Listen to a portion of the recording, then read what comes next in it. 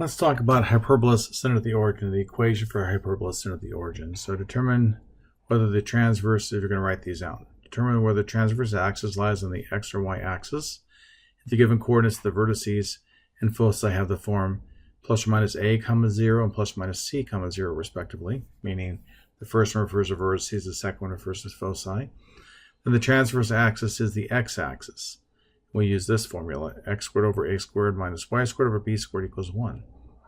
But if the given coordinates of the vertices and foci have the form 0 plus or minus a and 0 plus or minus c respectively, then the transverse axis is the y-axis. We use the standard form y squared over a squared minus x squared over b squared equals 1. To find b squared, we do b squared is c squared minus a squared. Then we substitute the values for a squared and b squared into the standard form of the equation determined in step 1. So let's look at this example here. What is the standard form for the equation of a hyperbola that has vertices at plus or minus 6 comma 0 and foci plus or minus 2 root 10 comma 0? So our a would be 6. So a squared would be 36. Our c is 2 times the square root of 10. So c squared is going to be 2 times the square root of 10 squared, or 4 times 10, which is 40. So b squared is a squared minus c squared. I got that backwards.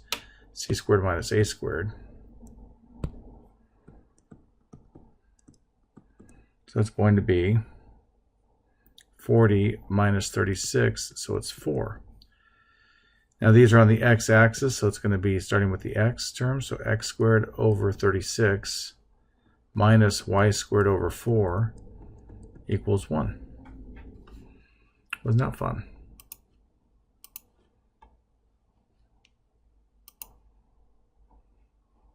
And let's see, is there another one to do here? Oh, if we want to graph it, we can graph it. Let's just go ahead and graph it. So what we had was, that was a 6. So negative 6 and positive 6. And then b squared was 4, so b is 2. So go up 2 from here and down 2 from here. So this creates, and I'm kind of getting ahead of myself. You'll see this play out when we go into more of the graphing, but this is the idea behind it. Creates this, what we call the rectangle, like I talked about. And then we can come up with our asymptotes that are going to be diagonals of this rectangle.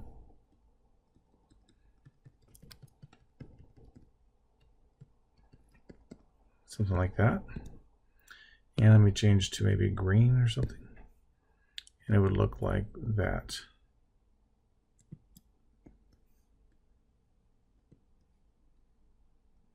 Okay.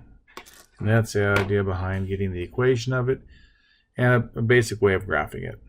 You get your center, you go up, but because it's an open sideways, you go up B, down B, you go to the right A, to the left A. Oh, you want our foci too.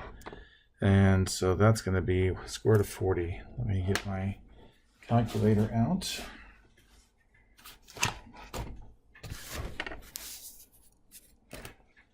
Let's see if I find my calculator. Hang on. So it's going to be a 6.32. About there. And negative 6.32. Okay, that's it. Next video, we're going to be looking at hyperbolas not centered at the origin.